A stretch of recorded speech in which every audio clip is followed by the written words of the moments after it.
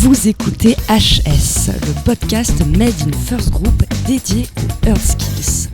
Les compétences du cœur qui placent l'émotion en point de démarrage de toute action, qui nous font vibrer et qui nous donnent l'envie d'avoir envie et de ne plus être HS. Bonjour à toutes et à tous. Dans ce premier podcast, on a décidé de vous parler de fidélisation et de recrutement et de la quête du sens au travail. Ou comment donner envie d'avoir envie.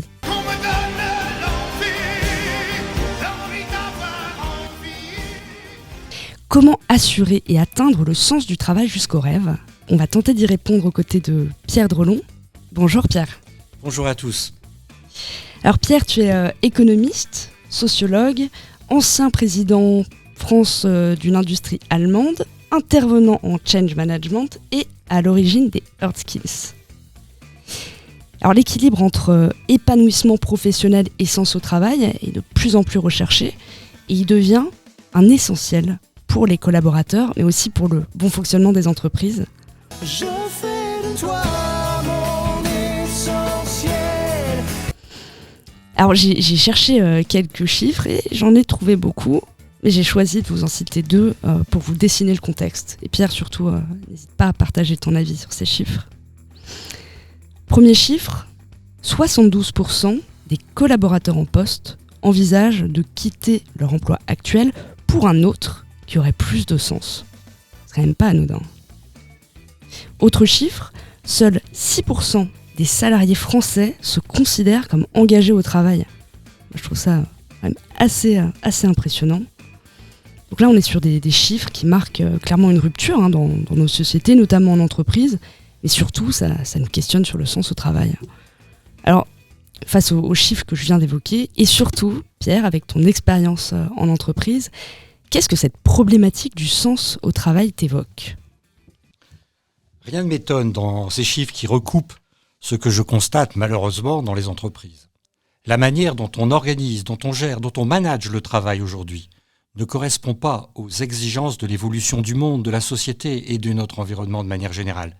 Il y a trop d'incohérences dans nos pratiques actuelles. Et pourtant, avec les technologies, les différents progrès, les connaissances toujours plus avancées, le monde progresse quand même. Alors pourquoi aujourd'hui faudrait-il donner plus de sens qu'hier ? Justement, avec ce soi-disant progrès, tout va dans tous les sens. Et notre cerveau, qui est comme un filtre à sens avec nos 5 sens que l'on connaît bien pour nous protéger, ne s'y retrouve plus et rejette tout ce qui n'a pas de sens. Le progrès dont tu parles crée 2 problèmes majeurs qui doivent nous questionner. Un problème de distanciation et un problème de vitesse. La distanciation. Les gens, les personnes ne sont plus en contact vrai. La vitesse apportée par les technologies qui inscrivent le monde dans une vitesse de traitement des informations. Alors désormais, tout va très vite et dans tous les sens. Donc on perd le sens de se poser, de réfléchir et d'actionner nos intelligences. On perd le contact et en sciences humaines, il n'y a pas de fécondité sans contact, sans qualité relationnelle. Aussi, 2 points. Premièrement, il est nécessaire de revenir à des fondamentaux et de donner une direction, du sens, de la vision, des projets. Sans sens, la nature bestiale ou animale originelle des individus reprend le dessus. Nous en avons des exemples tous les jours. C'est l'éducation et la pédagogie qui dépouillent l'homme de son animalité pour en faire un être de raison. Le sens donne des motifs à l'action, c'est-à-dire de la motivation. Avoir envie pour mettre en vie. Et deuxièmement, il faut donner du sens pour renouveler jour après jour la naissance, c'est-à-dire ce pourquoi nous sommes venus au monde, et donc la renaissance et la reconnaissance. Entre renaissance et reconnaissance, il y a c'est-à-dire aux yeux des collaborateurs et des managers, aux yeux des autres. Pouvoir être reconnu dans notre travail par notre utilité et notre contribution. Nous avons tous besoin de reconnaissance. Alors c'est vrai, mais le sens ne peut pas tout régler. Bien sûr que non. Le sens permet l'ouverture de nos intelligences. Le sens, c'est un début. Avec nos intelligences qui sont derrière cette porte d'entrée, nous pouvons questionner, comprendre, apprendre, développer nos compétences et ainsi rendre, restituer, contribuer. Car dans un environnement de plus en plus complexe et chaotique, nous avons besoin de trouver et de donner des réponses. Il n'y a que le développement des intelligences pour nous apporter ces réponses. Pour donner l'intérêt au travail, fort de mon expérience, je fais plusieurs constats. Un premier, les entreprises n'accompagnent pas assez leurs collaborateurs dans le développement de leurs apprentissages et par voie de conséquence de leurs compétences pour s'adapter et anticiper face aux mutations. Les mutations de l'environnement entraînent logiquement, chacun peut le comprendre, des mutations de compétences. Je fais un deuxième constat. Il faut laisser les talents s'exprimer pour investir les projets, faire de l'entreprise autant de challenges, d'enjeux, de défis, que l'entreprise redevienne une aventure avec des personnalités et des talents à valoriser. Il y a encore un troisième constat. Il faut aussi investir les sources de la motivation comme la passion, les rêves, les projets, les émotions, les talents et un peu d'amour dans tout cela qui sont autant de motifs à l'action. Il n'y a pas que la raison et le rationnel dans le fonctionnement humain. Il y a aussi le cœur et les émotions. Les émotions sont les énergies du cerveau. Nous ne pouvons pas fonctionner sans ce carburant. Allez, tant qu'on y est, encore un quatrième constat. La notion de compétence a été longuement et largement et depuis longtemps intellectualisée, alors que c'est d'abord une histoire de cœur. Car un arrêt du cœur, c'est aussi, et c'est directement et trop rapidement, un arrêt du cerveau. Et qui pourtant est ce qui génère les attitudes et les comportements, puisque c'est le cerveau qui commande le corps.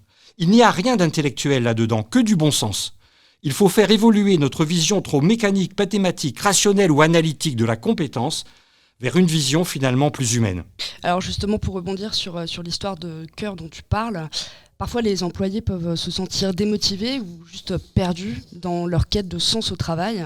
Je veux pas travailler, juste pour travailler. Comment les managers peuvent-ils devenir eux-mêmes un professionnel du désir et des envies comme des émotions pour les accompagner dans cette démarche?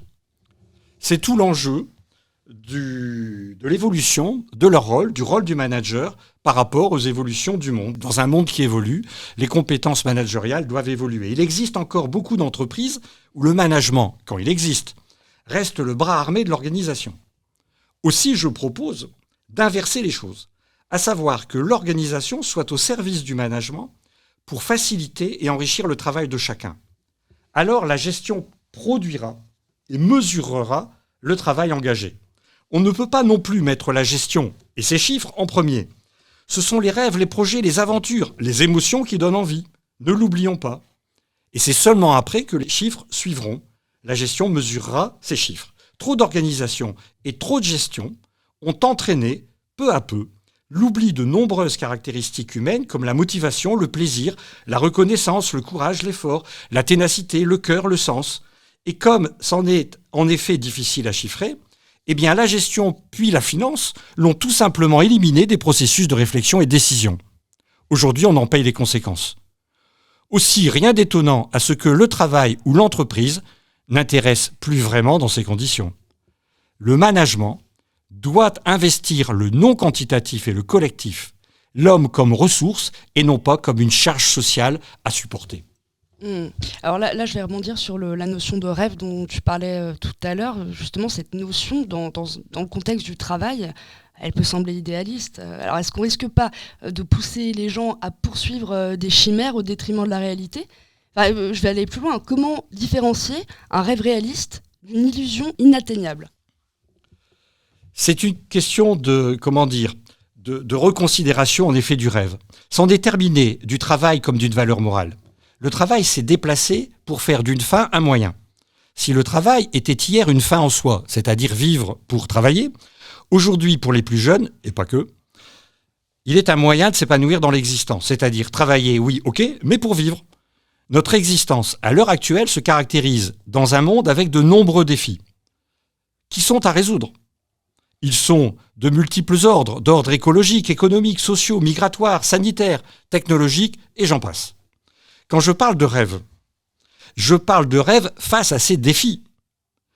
Pour un monde meilleur pour tous ensemble. Et non pas de rêve individuel et consumériste où il faudrait avoir la plus belle voiture, des vêtements de marque, une belle montre ou un nouveau smartphone par exemple. Nous vivons aujourd'hui les excès d'une société individualiste, technologique, d'une société de dépenses et de consommation de produits et de services, avec toutes les conséquences pour ceux qui ne peuvent en profiter. Une société qui a produit tellement d'inégalités, d'injustices, et donc d'agressivité et de violence. Un autre défi encore. Et alors, Pierre, dans un monde où la plupart des entreprises cherchent avant tout à maximiser les profits, comment pouvons-nous réellement concilier la recherche du sens au travail avec les intérêts financiers des entreprises ? J'ai pas de problème avec l'argent et la finance. On fait pas du lait avec de l'eau. Et nous aurons toujours besoin d'argent.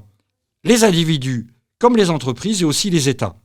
Mais de l'argent ou des profits, des résultats, non pas pour quelques-uns, mais pour la planète et pour les gens. Pour tous les gens. Les 3 questions à se poser, finalement, sont celles du travail de tous, que tous travaillent, du partage des résultats du travail et de la destination de ces résultats.